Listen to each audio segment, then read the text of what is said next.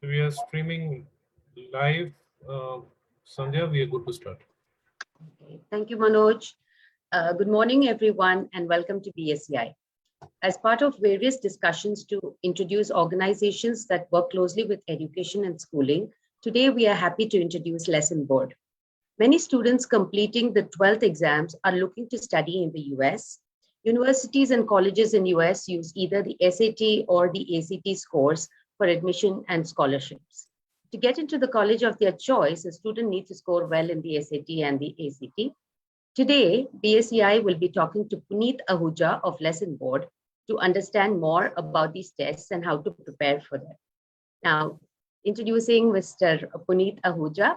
Mr. Punit Ahuja is a SAT and ACT mentor and trainer with close to 8 years of experience in mentoring students for their study abroad goals. Besides being an SAT and ACT mentor, Punit is also the founder and CEO of LessonBoard, a boutique test prep online tutoring company based out of Bangalore that helps students with their SAT, ACT, AP, IB, IGCSE preparations. With its constant efforts and personalized approach, LessonBoard has consistently produced great results over the last 4 years. In 2021 alone, close to 50% of LessonBoard students scored 1450 and above in their SATs. Welcome, Mr. Punit. Thank you so much. Thank you so much, Sandhya. It's my pleasure, and thanks a lot for having me over. I hope this session is fruitful and informative for all the participants who are attending this and all those who are viewing it live on Facebook as well. Yes, yeah. Thank you. Okay, so there's been a few queries also from the parents when we announced this session. Okay, so the latest news is about the SATs going digital next year. And the parent community has been asking us about the changes and if it's really a good change. We'd like to hear what your thoughts are on the new format of the digital SAT. Right, absolutely. So that's a very common question that even we have been hearing since College Board announced that they're going to go digital. Let me quickly give a little backdrop. So until now, the tests are conducted offline. So the students have to go to an exam center. They are given a physical paper, a question paper, and a bubble sheet, OMR sheet, where they need to bubble the answers. So it's an offline pen paper format that students take. Come March 2023, the SAT is going to go completely digital. So a lot of things will change. So one question that you asked me, that is it a good change? Parents are a little concerned, and yes, parents are concerned because they feel that their children will be like the guinea pigs who will be tested on the new format for the very first time in March. So is that like a good idea? So I don't see any problem with that, honestly speaking. SAT announced or made this decision a year in advance. So College Board will be very much prepared to go ahead and do this, conduct this exam I hope there are no flaws because, ACT is already happening online. So if SAT also goes online, they will be completely prepared to cater to the students. Yes, it is a good change in various ways. Why I say so is because right now the paper is a 3-hour long test in the offline format. But when it goes digital, it will become a 2-hour long paper, which is actually even less than the online ACT. The duration is less than the online ACT and the offline SAT. So it's it's a win-win for everyone, for the students and for the people who are conducting these exams and for the administrators and everyone. So that is the first change that we will see. The first change that we will see is that the duration will become shorter. The second change is related to the content. The content is supposed to change to a great extent. For example, currently, the reading passages are very long in the reading section. The reading passages are very long. Students have to read the whole passage and answer the questions. And to each passage, there are about 10 to 11 questions attached. So the students have to read the whole passage, answer all those 10 to 11 questions. What we are hearing now is that the reading passages will become much shorter, which means So they'll become so short that they will have only one or maybe two questions attached to each passage. So it will become much easier for the students also to handle the reading section, which is right now an Achilles heel for most of the students attempting the SAT. Reading is like a big challenge for all of them. The second change on the content front that we will see is the math questions. The math questions will become less wordy. That's the first thing. And right now, there are two sections of math, one that allows the use of calculator, one that does not allow the use of calculator. But going forward in the new format, all the questions students will be allowed to use calculator for all the questions on the math section. And also it will be a digital calculator that they will see on the screen. What we do not know as of now is whether the physical, scientific, or the graphing calculator will be allowed or not in the exam, because they would already have an online calculator. So that is something that the College Board has not really made clear. So that we'll have to wait and watch. Third difference is the adaptive nature of the test. So the test now, since it's going online, they're going to use technology or AI to kind of make the test adaptive. As of now, GRE is already doing this. It's already prevalent on the GRE. So what is happening, what we mean by section adaptive is that when students go into the, go onto the system, start their test, the first section will be like, a common level of difficulty for everyone. Common level of difficulty for everyone, which means that, okay, now let's say if I am a student and I did very well on my first section, then the second section that will be given to me would be, more difficult or more challenging than the first one. So the system will detect which level of difficulty the student is able to handle and accordingly give the next section onto the system. So the test is going to be different for everyone. Likewise, if the first section wasn't so well for me, it didn't go too well for me, then the second section will be slightly of an easier level. So not just that, a very important piece of information here is that even the questions in every section may not be the same for the students.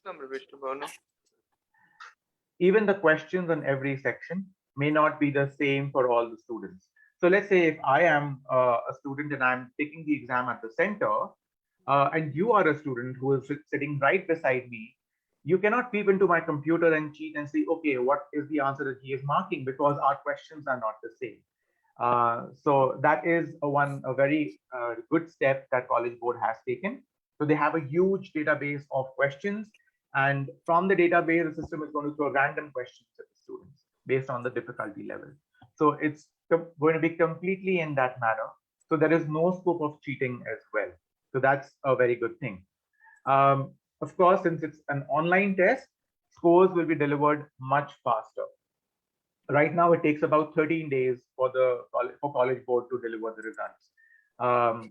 Going forward, it would just take maybe a couple of days, maybe within 3 or 4. ACT declares it in like 3 to 4 days. I'm sure SAT would also, or College Board would also declare the SAT results in the same amount of time. The good thing here is that students will be allowed to carry their own laptops and tablets to the center if they have. If they do not have a laptop or a tablet in a good working condition, College Board will provide them with their systems at the center.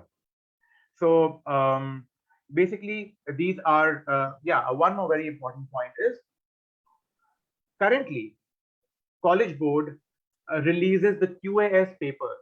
QAS papers are question answer service, which means that if I am a student and I have taken the exam, College Board will release a whole question paper to me to check the kind of questions that I have attempted, which ones I have got right, which one I have got wrong. So there is total transparency. So this is called the QAS service, question answer service. Going forward in the digital format, the College Board has made it very clear that they will not be releasing any QAS papers. So the students would not know the mistakes that they made, where they made those mistakes, and so they have kind of they don't want to basically release the questions to the entire audience, because they have invested a lot of money in technology and they are trying to recycle those questions So, they will, use the same questions in various administrations. So they are not wanting to release the questions in that way. And yes, one very important apprehension that I have been facing from parents. So they are like, we don't know the format of the paper. We don't know how the question paper is going to look like.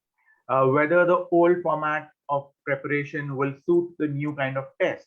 How is it going to be? There is complete darkness about it. So College Board again has made it very clear that, look, we are going to release the practice papers by the end of this year. So students will have some clarity about how the question paper is going to look like, how the interface of the test is going to look like, online interface, and what kind of questions they can expect, what is the format of the questions, and so on and so forth. So it's going to be transparent as far as the question, the nature of questions and the type of the test is concerned. So I don't think there is any problem with that either. So yes, I do understand that some parents are concerned about this, whether they should really let their children go ahead and take the digital SAT or just stick to the ACT, which is already existing in an online format. It completely depends on the, let the College Board first come out with the question paper, with the practice test is what I mean. Let them first release the practice test. Let us first check how the practice tests are. And then we can take the call of whether to really register them for March or not. So that time will tell. So we can just wait a little bit more to get clarity on that. Okay.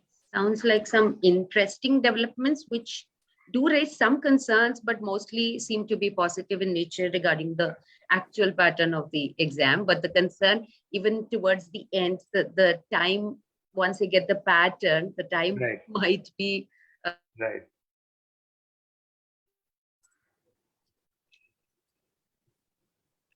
Hello, Sandhya, I think I've lost you.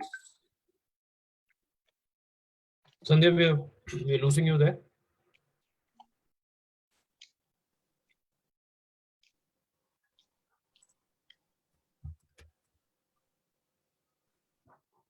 Can you just hold on? Sure.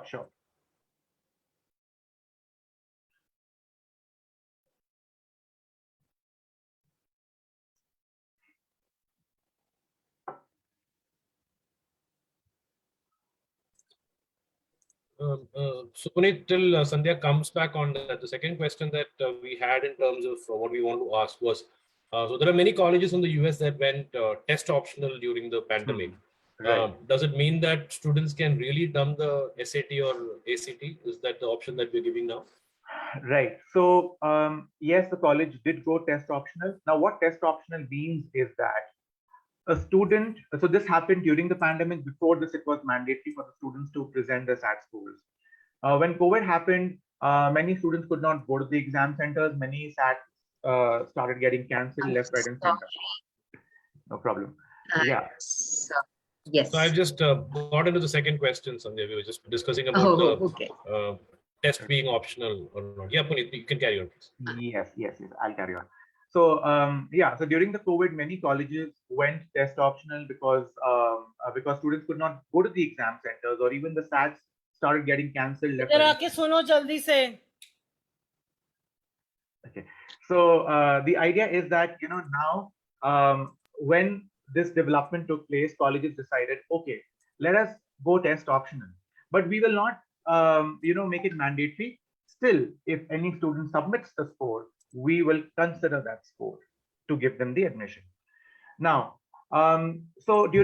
because of this development, many students did not submit their scores, and many of them still submitted their scores. The data that was released at the end of 2021, revealed that the students who actually submitted their scores were more likely to get admissions than the students who did not submit their scores. Why?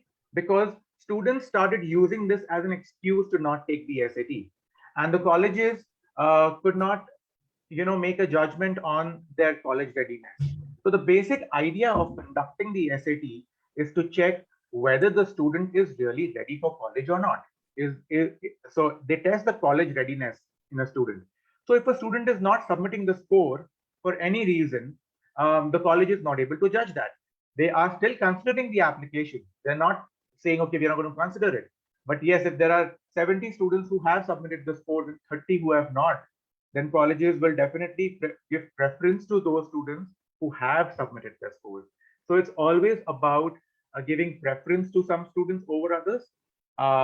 So it's definitely advisable to still take the SAT. Yes, I mean, if you've taken the SAT and you see, okay, I have a very poor score, maybe out of 1600, if I have a 1250 or a 1300, let me not submit the score as it is, it's not going to help me in any way. Then that's a different story. But not taking it at all is not a good idea, because you are reducing your chances of getting into any college of your choice. It's always advisable to take it, get a good score, and increase your chances of getting through your desired college. So it's not a good idea to dump the SAT or ACT just because it's test optional. Punit, what I understand is that the option is available, but it is not an advisable option. Not an advisable option. In fact, the very recent development that came in, I think a month ago, MIT, Massachusetts Institute of Technology, which is one of the best universities in the world for engineering, made the SATs again mandatory. So they've gone back to the older ways. Yes. So when a college like MIT has done it, then I'm sure in due course other colleges will also follow suit. Okay. Yes. Sandhya, over to you. Yeah, thanks. So you did mention that the pattern for the SATs will be coming up at the end of this year. But do you have any idea about the sectional breakup and what kind of questions that they can expect? Yes, absolutely. So basically, currently, so I'm going to talk about the current format right now, because students who even start preparing at this point in time, they will be catering. So they will be basically targeting the SATs in October or maybe in December, which again would be in the older format, not the new format. So the new format starts from March next year.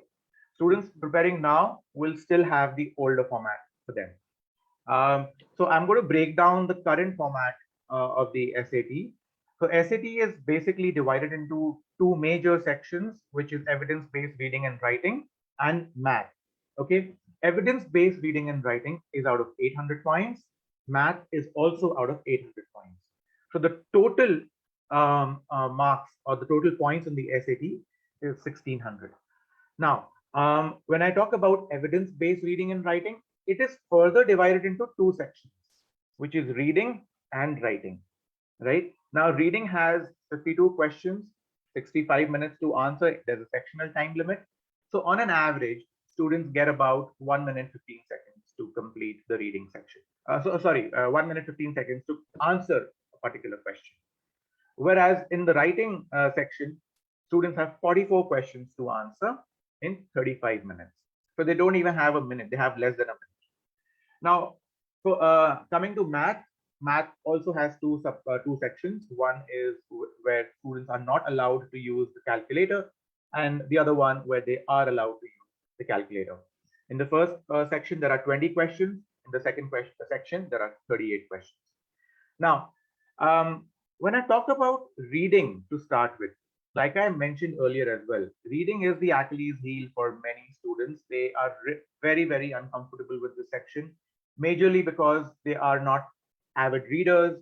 And nowadays, you know, with students being mostly into their phones, reading has kind of taken a backseat. But yes, it's important to read if you want to do well on the SAT reading at least.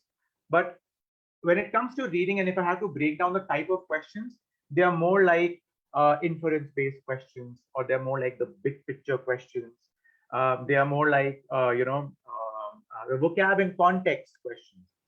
So many people come and ask me that, you know, do we really have to be very good in vocabulary? Do I really need to mug up the entire dictionary to crack the SAT? So the answer is a simple no to it. You don't have to mug up the entire dictionary for it. You don't have to really sit with flashcards. This is the traditional way of learning vocabulary. You know, the students used to sit with flashcards, and you know they used to go through them.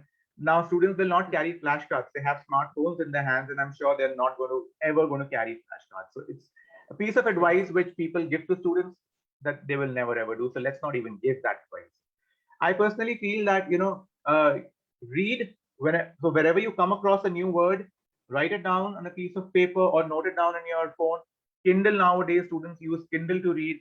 There's this feature of highlighting something on Kindle. Highlighting. Yeah, and you get the meaning of it. You can store those words. There are a lot of things that they can do. So it has to be driven in that direction. If students can actually build their vocabulary by way of reading more, that will be more beneficial. So they don't just learn a new word, but they also learn the application of that word. And that's more important.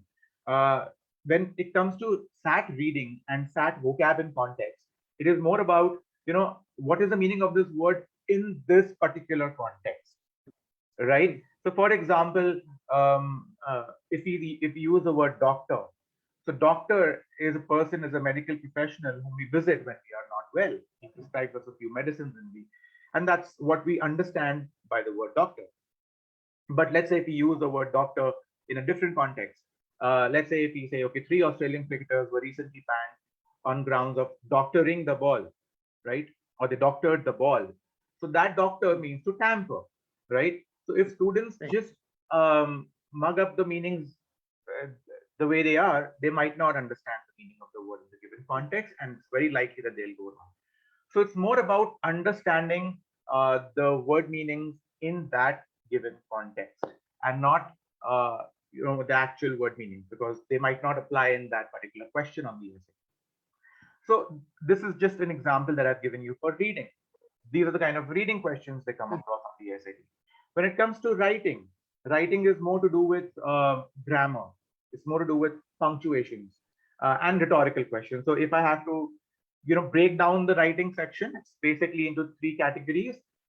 It's about grammar, punctuations, and rhetorical. Grammar is just grammar that we know of: subject-verb agreement, tenses, parallelism, modifiers, etc. Punctuations, students have to really get into the depth of punctuations when it comes to commas, periods, semicolons, colons. So in school, in Indian schools at least, I can say that punctuations are not really taught the way they are taught on the SAT. Okay, if they're teaching us a comma in school when we were in grade 1 or maybe grade 2, they would just say, okay, if you want to give a small pause over here, use a comma. Okay, if you want to end the sentence, use a full stop.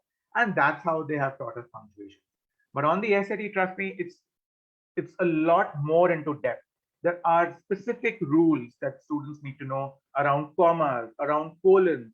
And we use colons in our daily way of writing in a very, very wrong way. Colons have to be applied only in a particular way. So that is something the students need to know. When it comes to writing, if the students know their rules well, they can crack the section. Coming to the math part is again more to do with 10th level math, a little bit of 11th as well. There are some topics which are taught in the 11th grade, so they need to know that as well. So if a parent asks me, my son got a 98 in math in grade 10, should he not should he prepare for SAT math, or is it good if he doesn't? No, he should still prepare, because the pattern of questions on the SAT, the pattern is very different from the school pattern. Here we have MCQs. There we had descriptive questions, stepwise students had to show. So it's very different.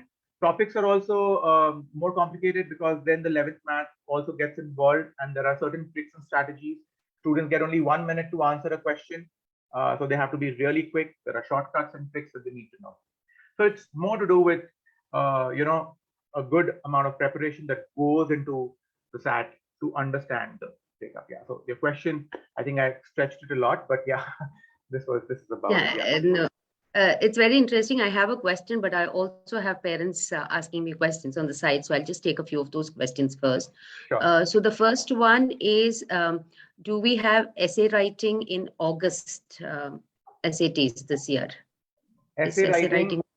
So the essays on the SAT have been done away with for good. So there is no essay on the SAT. And this development happened last year. So there is no essay. Earlier, SAT essays were optional. Students could either write the essays or they would just avoid it. Now there is no option of the essays at all. College board has completely stopped the essays on the SAT. So you can just prepare for the 4 sections: reading, writing, math, no cal, math, cal. That's it. So you did mention about the reading and the writing.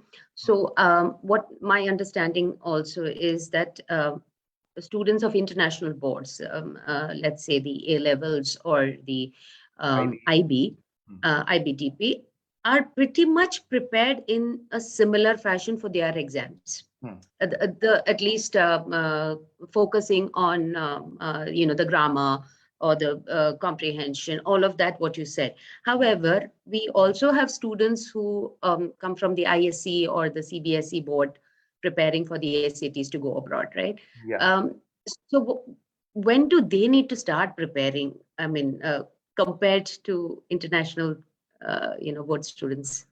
So, Sandhya, the thing is that regardless of whether a student is coming from an international board curriculum or an Indian curriculum, the preparation time would remain the same, because as far as my experience goes, international board students are better at reading because their curriculum makes them interpret more, think more logically. It's not like the rote learning that we have in the Indian curriculum. International curriculums work slightly differently. And as far as grammar is concerned, I have seen international board students having no idea about grammar because they're not taught grammar. Grammar is not a part of structured. Yeah, it's not structured. SAT grammar is very, very structured. So they can speak very well. They can, but when it comes to writing, that is the place where they have a problem. But they speak so fluently, and that there is clarity in the thought. That's because of the curriculum. That's my experience of the international board curriculum students. When it comes to Indian curriculum students, they are very good in math. Okay, because in CBSE, ICSE, math is like a subject which is focused on, and they're exceptionally good in that. But somehow they faltered a little bit on the reading section, on the writing section. English, it becomes slightly difficult for them. But having said that, when it comes to the preparation time, be it an international curriculum student or an Indian curriculum student, they would all require at least 4.5 to 5 months to prepare. If not that much, at least 4 to 4.5 months to prepare for the SAT thoroughly and be test ready. So if any student starts right now, they can easily target the October SAT. That is reachable. August, there is an SAT in August as well. But if they are starting now, that will be too early for them. That's not advisable. So the earliest they can think of is October. Okay, so that answers one of the questions that we have here. What is a good age to start, and where can we find the resources? Sure. Right? So, okay. So the good age to start would be, anytime. It depends. Again, there's a lot of back calculation of calendar planning, I would say. Now, if you're planning to send your ward abroad, he or she might have to take the SAT or the ACT and might also have to write the APs. So this is actually, this answer could actually get very long, but to cut it short, I would say you can plan anytime after the 10th boards. Okay, if you're planning the APs as well, then there's a different angle that comes into it. So we can connect offline if you wish to, and I can explain the whole process of AP planning. And if you are planning to write the AP, then how to go about your SAT planning, I can tell you about that. But right now, if it's just the SAT, then anytime, once your board exams get over, 10 board exams, immediately start your preparation and get done with it. Get done with your SAT in grade 11th itself, so that you have the whole of grade 12 for your school academy, to build on your profile, your extracurriculars, your co-curriculars, maybe your AP exam, and so on and so forth. So you should not keep SAT pending for grade 12 ever. And if you have kept it, let's say if we have an audience whose wards are in grade 12 now, but did not taken the SAT, I would say please go ahead and do it right away, because your applications will go, if you're going for early decision, then your applications will go October end, November beginning. So the only SAT that you have is August and October as well, of course, because you will have your SAT scores by then for October. So you have to go ahead and just get that sorted. Oh, okay. So the question was about the PSATs. The PSAT. PSAT. All right. Okay. Oh, could you also, for the benefit of the audience, explain what the PSAT is, and then Sure. So PSAT is a preliminary SAT. Okay. There are three different types of PSATs. We have PSAT 8, 9 that is suited for students of grades 8 and 9. Then we have PSAT 10, which is suited for students of grade 10. And then we have a PSAT NMSQT, National Merit Scholarship Qualifying Test. This is suited for those students who are basically citizens of the US. Okay, NMSQT. Citizens of the US and who want to get a scholarship in the colleges. So they go for a PSAT NMSQT and they apply for scholarships if they do well there. PSAT is nothing but just a preliminary SAT. So if you are an Indian citizen, it will not do a lot of, I mean, it's harmless. You can take it. It's fine, but it won't do a lot of good in any way, because as it is, you can just treat it like a mock test for yourself, for your ward, right? It is just like that. Because as it is, if your child decides to write the SAT going forward, then he or she would be taking about 15 to 20 mocks as it is, actual SAT papers. So that will be a better practice for the SAT. But if you really want to do a PSAT to get a feel of the exam center and the exam, you can go ahead and do it. That's not a problem. Depends on what grade your child is in. If he or she is in grade 8 or 9, make him or her do the PSAT 8, 9, or if it's in 10, then PSAT 10. I think that's and your advice, and your advice is to do the SAT soon after the 10th, prepare and finish it off, and then go ahead for your 11th and 12th. Exactly. Focus on that. Yeah. So we have many students, who begin while they're in grade 10 also. Why? Because they're planning the APs forward. So it's all about how you're planning it ahead. That is why I said, it can get into a very long discussion that I'm not getting into right now. However, I'll share my Calendly link at the end of the session. If anybody would want to get in touch with me personally, they can just, book a slot on my Calendly link and I'll get on. Put it up on the page as well. There is a very specific question regarding reading. I don't think you'll be able to answer how to crack that section, but I know you touched upon the aspects of each section. However, could you just give us some tips on how to work towards that reading? It's a very challenging area, I've heard from other parents as well. So if you could just specifically about the reading and how a student can, improve upon their reading skill.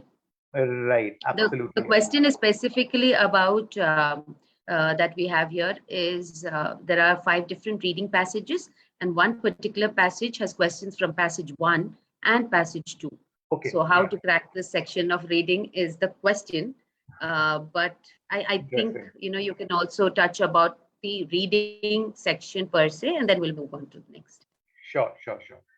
So, yes, whoever has asked this question is right. There is one particular passage which is one is for, it's like a paired passage. We call it a paired passage. So there are 2 smaller passages clubbed into one, passage 1, passage 2.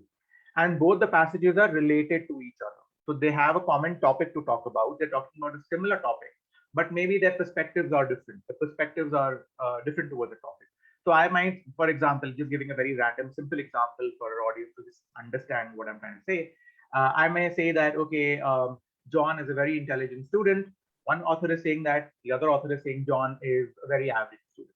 Okay, so talking about John, but they're talking about, they're having different perspectives about John. So when it comes to a paired passage, they talk about the same topic, having 2 different or opposing perspectives. Not always opposing, but yeah, sometimes opposing. Now, when you're dealing with these kind of passages, you need to first of all understand, so it's like a class maybe, but it's not a class. So I'll just, kind of say that there are questions which are relationship-based questions, which are talking about both the passages together. So the student needs to really understand the topic, understand the perspective of both the passages, and then answer the questions. Students have to say within the periphery of the passage, which means that they cannot assume things on their own. Okay, if I say this, then the author is meaning this. Okay, so they be assuming a lot, or this is how it happens in real life. They're bringing real life in it. That's not how they're supposed to deal with it. They're only allowed to stay within the periphery of the passage, which means they cannot step out of what the author is saying there in the passage. Number one. Number two, critically evaluate every option. Go option by option, critically evaluate each option. One word in any option is enough to eliminate that option. That one word can actually change the whole meaning. So it's important to critically evaluate each option and go by option elimination when you're answering questions. I would just say, that's the best strategy. And students really don't do this. When they look at the options, they ask themselves, oh, is this the right answer? And the answer which they get, the brain gives them back is, yeah, it looks like the right answer. And they go to the second option, is this the right answer? Oh yeah, it looks like the right answer, and they're confused. So they have to really evaluate critically and maybe ask themselves, how can I eliminate this option? So that's a simple way of looking at the options. And read newspapers, read books, read good novels, build on your vocabulary. Like I said, just come across new words, make a note of those, and do exam-oriented practice. Practice papers, take section tests, and all of that. So yeah. There's a question on that note. Can you brief about time management strategies for SAT reading? Time management strategies. Okay. So now when you are for SAT reading, all right. Every reading passage, there are 5 passages. In all, you have 65 minutes. So you have 13 minutes per passage. Okay. So if you have 13 minutes per passage, you have to be very clear about the fact that you have to finish a passage within 13 minutes, come what may. You have to read the passage and answer those 10 to 11 questions as well. When you are practicing, when you're doing your practices, keep a timer in front of you of 13 minutes and let the student practice with a timed manner. So maybe if you are proctoring the student, if the parent is proctoring the student at home, or if the student is doing it him or herself, or if the student is going for any classes for SAT, they should actually put a timer and make the student practice, and that's how they can improve on their time management skills. So I think that's the best way to go about managing time on the SAT reading. Okay. Similarly, any thoughts on the writing part, and if you can get a perfect score on the writing? Absolutely. So writing is a very, very scoring section. Students can easily get a 44 on 44 there. It's like the math section, where students can get a 58 on 58 and get an 800 on 800 in math. When it comes to writing, they can easily score well. Why? Because it's just like math in a way that in math we have formula. We should know the formula, we should know the tricks, and we should know where to apply which trick. That's it. In writing, we should know the rules, and we should know which question is testing us on which rule, and we have to just apply the rule. That's it. It's very clear cut that way. There is no ambiguity in writing. Like reading, different students might think in different ways, right? But yeah, the perspective is more important than.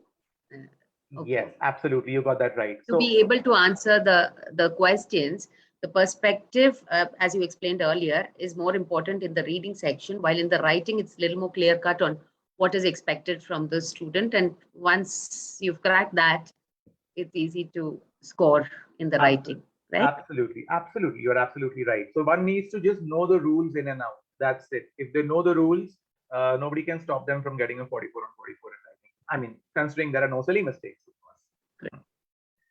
Right. Okay. So can you throw some light anyway, since we are on the various sections on the SAT math, what is the level of math and any practice strategies that you would be able to recommend? Right. So SAT math is again, like I said, it's more of a 10th level math going into 11th. So we have some 11th topics as well, some more difficult ones like functions and maybe some coordinate geometry, some more difficult topics.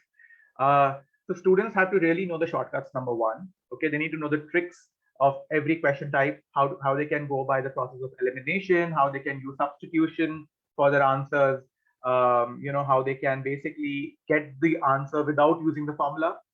Because when it's more about using the formula, then they are just using the formula and writing, and that takes a lot of time to get the answer. If they know the way to get the answer without using the formula in the first place, for which there are tricks and techniques, then they are on it. So that's the first thing they should do. They should learn that, number one. Second, if we observe the pattern of questions on the math, it is like in an increasing order of difficulty. So question number 1, 2, 3, 4 might be easy questions. Moving on, medium level questions, 5, 6, 7, 8, 9, 10, 11, 12, and last 5 questions might be the more difficult ones. Also, interestingly, on both the sections of math, there are a few MCQs and a few grid-ins.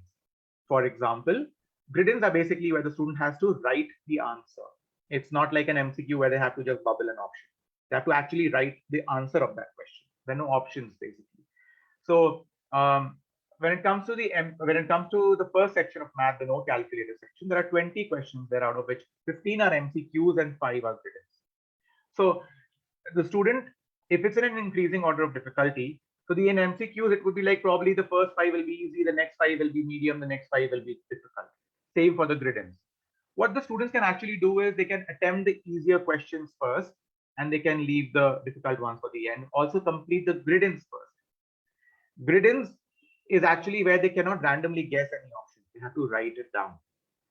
So just suppose, many a time students struggle with time. Like there was a question on time management for the reading section. But let's say if a student is not able to complete the math section in time, okay, then they cannot randomly bubble anything, because those are 5 grid-in questions where the students have to actually solve it and write the answer. It's better to finish off the grid-ins beforehand, so that even if they are left with little time towards the end, they can bubble the questions randomly. So that's one thing that they can do for math. For both the sections, the same technique applies for both the sections, no calculator. Okay. And what if a student is not able to finish any section? Yeah. So so if he, like I said, if he is not able to finish any section in time, they should randomly bubble. There is no negative marking on the SAT. So this is a very important point. I don't know whether parents know about this or not. Many Indian entrance exams have negative marking. So SAT does not have any negative marking. So there is no However, way they need to complete a section. They need to complete it. Every section. They need to complete. If they omit questions, then I mean they're going to get a 0. But they should not omit any questions. That's what I'm trying to say. Because there is no negative marking. So even if you don't know the answer, guess the answer, just randomly bubble anything, because you may just get it right. Okay, so there's no way you can leave anything blank. Number 2, let's say you're doing the reading section and you have, out of 52, you have managed to do 45 questions in time, but you're still left with 7 questions. And those 7 questions, time has run out. You don't have time. The invigilator has announced that the next 30 seconds, the time will get over. Now, what do? So you have to basically just bubble all the remaining 7 questions with the same option. Now, this is very important. Let's say if there are 7 questions, mark all of them as B, B, B, B, B, B, B, B, or C, C, C, C, C, C, C, C. Why? Because that way you're increasing the probability of getting them right. You're increasing the probability. If you mark all of them with the same option, some of them will be B or will be C. Otherwise, if you just randomly mark A, C, D, A, B, you might not get anything right over there. So it increases the probability. Okay, there's a question on the reading again. Is it advisable to use skimming technique to complete a reading passage? Absolutely. I mean, you need to know the skimming techniques for that. That's a very good question. So, skimming is a very important part of reading. There are many things in the reading passage which are important, and many things which are not so important. So the student needs to really know, and that will come with practice, what part of it is really important and what part of it is not so important. And accordingly, you go about skimming your passage. There are some words which have to be paid special attention to. So whenever a student comes across that word, they should basically circulate, annotate. It's very important to use annotation when you're reading. keep a pencil in your hand. It's an offline test. I mean, forget about the new format as of now. We are focusing on the older one. So it's very important to keep a pencil in our hands and keep underlining it wherever we feel, okay, this is important. Circle important words. It's important to read the blurb at the top of the passage. There's a small blurb which tells us what the passage is about. It's important to read that blurb. Many students forget about that blurb completely. They don't pay any attention to it. Important to read that blurb. Use annotation. When you use annotation, you retain information in your mind. So it obviously helps you to retain. Now, if a question comes and a student has underlined something, he can quickly jump back on that same piece of information and answer the question. It's much faster. Takes a lot less time. So that is one thing. And yes, coming back to skimming, you need to know the skimming techniques, and if you know them, definitely use skimming techniques. Do we have to take, do we have any time break at the end of each test, or is it a complete 3-hour stretch? That's a good question, actually. So yes, we have breaks in the test. So how it is, it's basically like, when you do the reading section, it's a 65-minute long section. Right after the reading section, you get a 10-minute break. Now, in that break, the student can use the restroom, have a sip of water, eat a fruit, maybe move around a little bit just to stretch. And once that 10 minutes are over, they come back on the seats, resume the test. After the sequence is reading, then writing, then both the math sections. So after the reading section, they get a 10-minute break. Then they do the writing section. Then they do the math section together, back to back, no break. And after the first math section, they again get a 5-minute break. So what they've basically done is they've basically given a break after every hour. So reading is a 65-minute long section. So 1 hour, 10 minutes break. Then writing and math per section together. Writing is 35 minutes. Math per section is 25 minutes. Taken together, 60 minutes. Again, a 5-minute break after 60 minutes. And then the last section of math is a 55-minute long section. So then the test gets over after that. So it's like that. Okay. Okay, thanks. So how many mocks do you think a student should take before the actual test, and how important is the mock analysis? Very, very important. Okay, now that's a very good question, Satya. How many mocks a student should write? I would say at least 15 to 20 mocks before the first SAT attempt. Apart from all the practices and drills that they've done, that's a completely different thing. But when it comes to the full length papers, they have to do at least 15 to 20 of them. And why 15 to 20 is because the first few mocks are warm-up mocks. I always call them warm-up mocks. You know why? Because the student is getting acclimatized to the whole testing environment. If the test is being done at home under the invigilation of parents, let's say, then also a student still knows, okay, I have to complete this section in 65 minutes, this one in 35 minutes, and so on. Initially, it will always be very overwhelming for students to complete the whole test, in time. And the first 4 or 5 mocks are therefore warm-up mocks. They're just getting used to that whole process. After that, we see that now when the student has settled in, then they start doing better and better and better. And that is the reason why they should at least take 15 mocks, if not 20, 15 minimum. And if they can take 20, too good. They should do that. Coming to the analysis of the mocks, imperative exercise, they cannot skip analysis. Now, when I say analysis, I mean, let's say they've taken a mock 1. After mock 1, they need to sit with the answers and answer explanations, in fact, for all the questions. And they need to read the answer explanations of all the questions. And I say all the questions, not just the ones that they got wrong. And I'll tell you the reason for that as well. So when they go through the answer explanation for all the questions, they get a better perspective of how to go about the questions. They get a better idea of answering the questions the next time they come across similar ones. It's very important to do the analysis, and the number of mistakes will also reduce as they keep doing this, moving forward, mock into mock. And why I say all the questions, they have to go through all the answer explanations, is because let's say while attempting the test, the student was confused between option A and option B. They chose option A and got it right. But the confusion still remains. Next time when they come across a similar question, they might not be as lucky to get it right. So it's important to clear all the confusions and move on. And then that's how you keep reading all the explanations. Okay. There's a very general question here in the chat box, and I think the answer is no, but I will just read it out. If I'm a foreign citizen, can I use SAT scores to get into any Indian colleges by 2024? I understand this is from College Board for US universities and colleges. No, so I'll tell you, yeah. So there are quite a few colleges. So the important a cross question that I would like to have here is, what are the colleges that you're looking at here? If they are humanities-based colleges, so there are some colleges in India as well that take you on your SAT scores.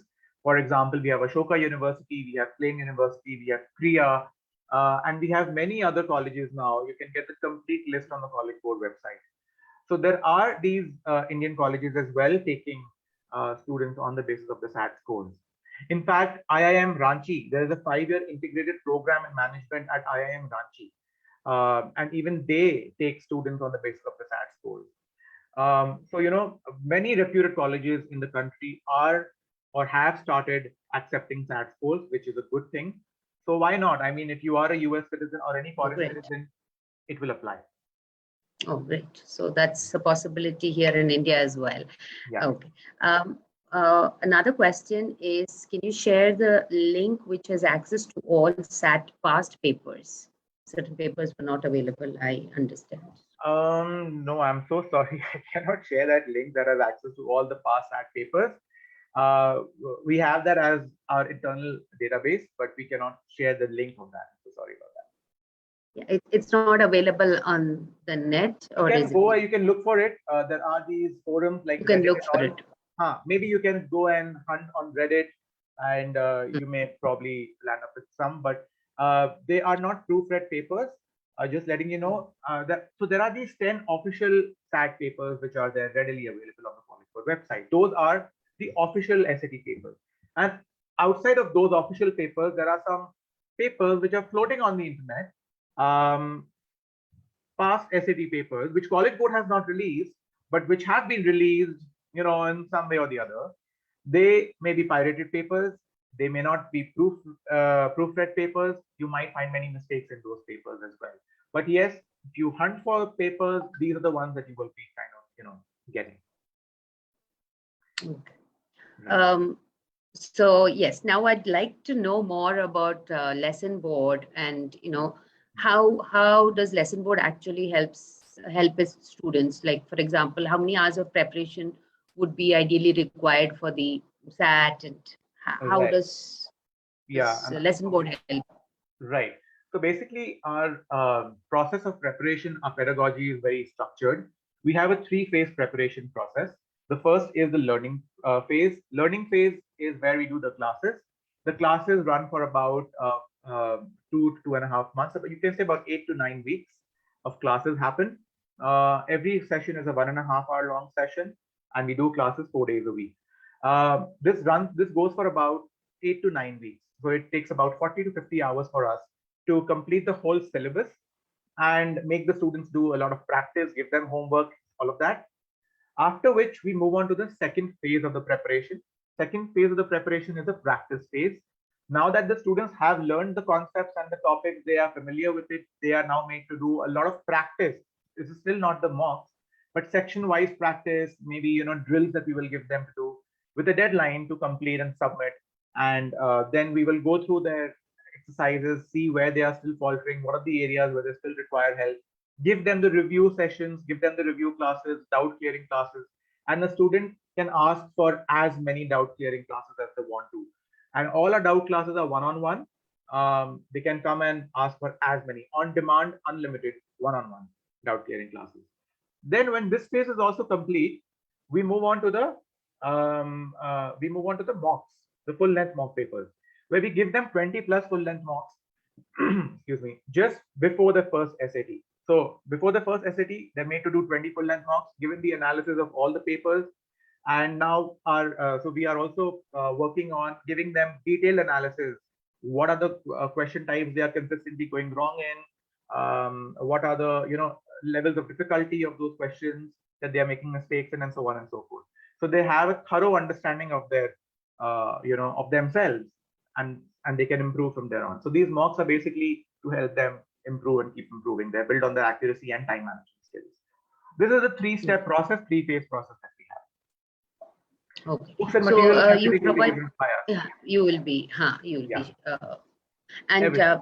do you all have one-on-one as well as batches? Is it Yes, like a absolutely. So if a student wants to opt for a batch, they can opt for a batch. Our batches are also very small in size. We don't take more than 7 students in a batch. So that's like the upper ceiling. We close the batch if the number touches 7. And then we have one-on-one classes as well. So if any student is more comfortable in a one-on-one setting, then that option is also available. Okay. So there's a question here. Is it possible to attend classes only on weekends because school and does LessonBoard provide only weekend classes? Yes, we are beginning to roll out weekend batches as well now. So we will be rolling out weekend batches as well. So weekend batches duration will be slightly longer, maybe a 3-hour long class on both the days. So we try to cover about 6 hours a week. So we do right now what we are doing is we're doing 1.5 hours on 4 days, which comes to 6 hours in a week. The weekend batches that we are about to roll out will be 3-hour long classes, 3 hour on Saturday, 3 hour Sunday, 6 hours. So we cannot just lengthen the whole process. So we have to do it in the same way, but maybe accommodate weekend students as well. Right. Okay. This is a whole lot of information, and I did have a query on the chat asking if there would be a recording. This is being streamed live on Bangalore Schools page as well as the group. If you're not on the group, you can watch it from the page, and also take it down or download it from there. So that is available for anybody who's watching this and who needs to get back to this video. Also, many queries coming regarding how to get in touch with you, Punit.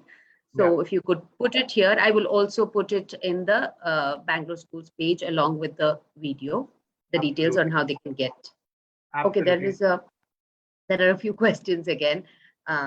Which grade students should enroll for the SAT prep? Okay, they've completed their 10th this year. Right. Okay, so before I answer this question, I am just putting in my Calendly link in the. Oh, 1 second, please. Hold on.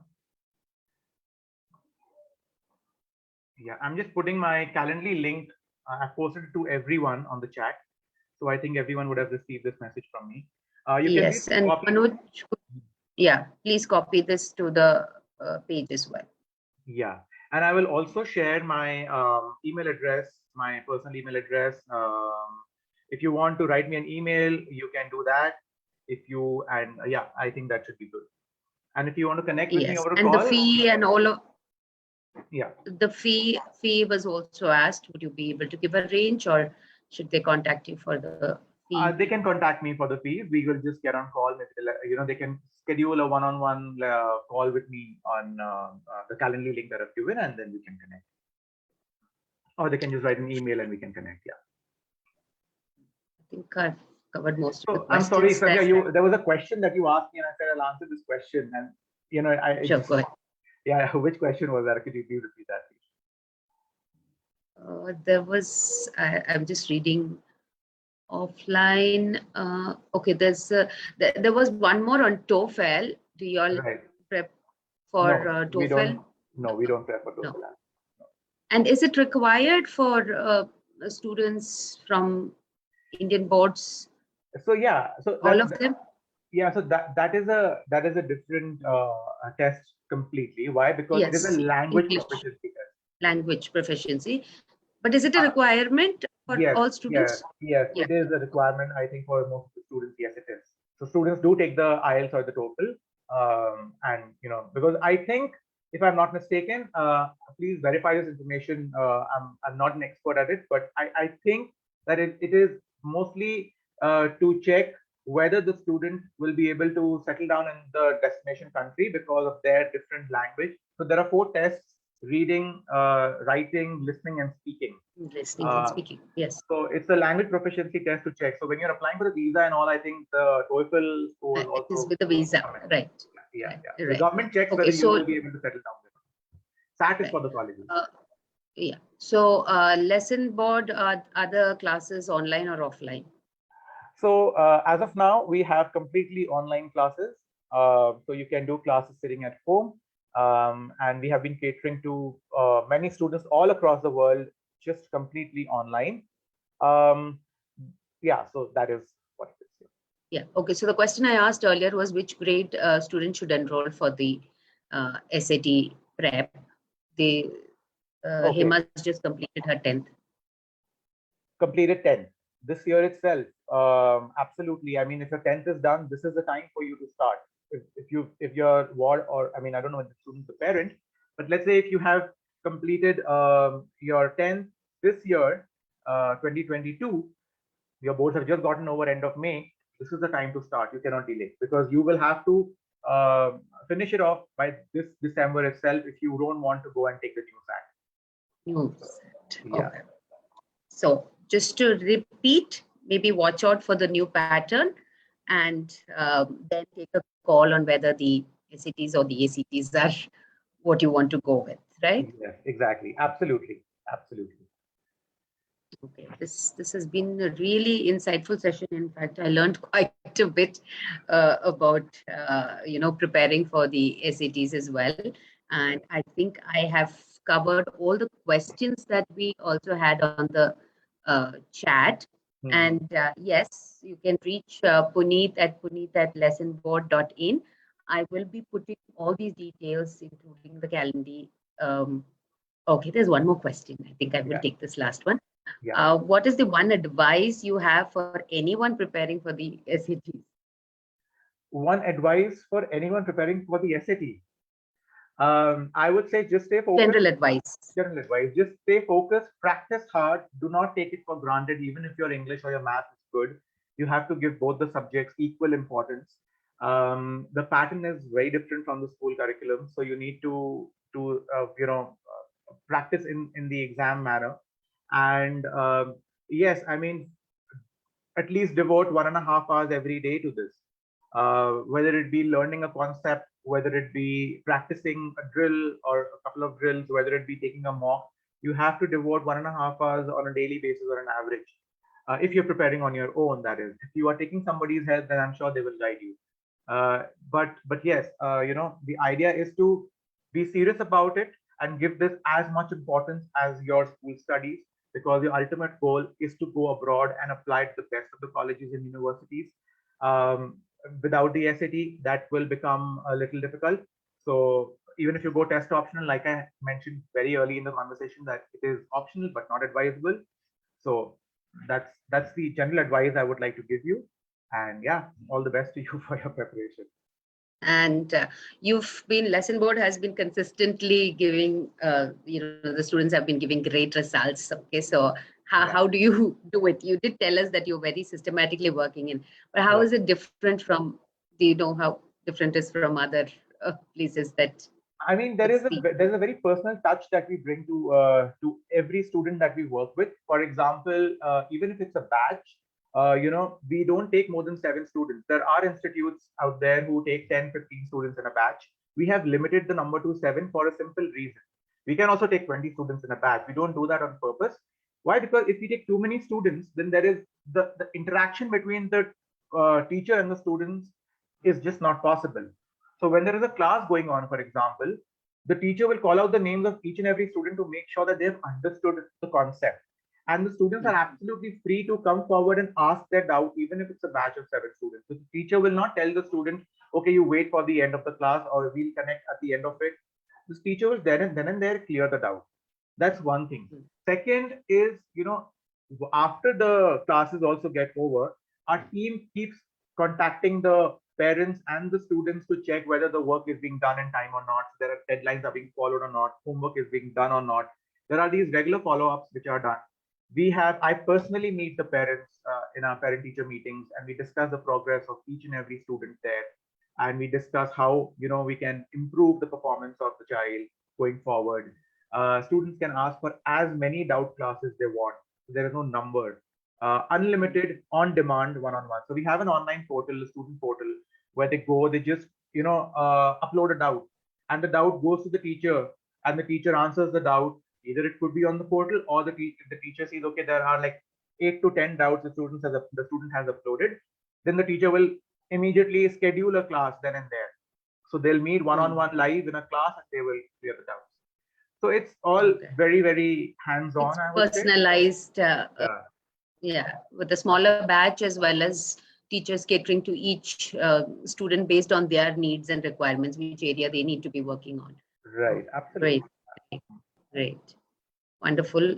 I think you've answered also all the questions that we had on the chat. Definitely insightful. Again, I will be putting this up on the Bangalore Schools page, Punit's email, as well as the Calendly link will be put up on the page, and anybody who needs to get in touch with LessonBoard may please use this. Absolutely. Yeah. Please feel free to get in touch, and Thank I'll be more than happy to connect with you and explain the whole, whatever your questions are, I'll be happy to answer. Sure. Already. Okay. So Manoj lets me know that it has been already put up on the page. So Bangalore Schools page will have the video as well. Parents and people, I think students who are on the chat want to take care of this video again, please go and watch it on the Bangalore Schools page. Yeah. All right. Thank you. Thank you I've so shared much, the Sandhya. link on the Sanjay. I've shared the link on the chat box, so anyone wants to take that, they can take it. Sure. Is it shared on the page as well, Manoj? Yes, I've shared the video link on the pages. Just sharing it once more for the benefit of everyone. This is where you can watch the entire video. Okay. Done. Thank you, Punit. Thank you, you. Sandhya, for hosting it, and all of them who have joined us on behalf of BSEI. A big thanks from our side. I'm stopping the live stream here, but we can just hang around for another couple of minutes for any questions or anything. Just stopping the live stream here. Thank you so much, Punit. Thank you so much, Manoj, and thank you so much, Sandhya, for having me here and letting me do this and answer all the questions. And I hope I have done a fair job at clearing so many questions and doubts they had in mind. And thank you once again for this opportunity. Thanks a lot.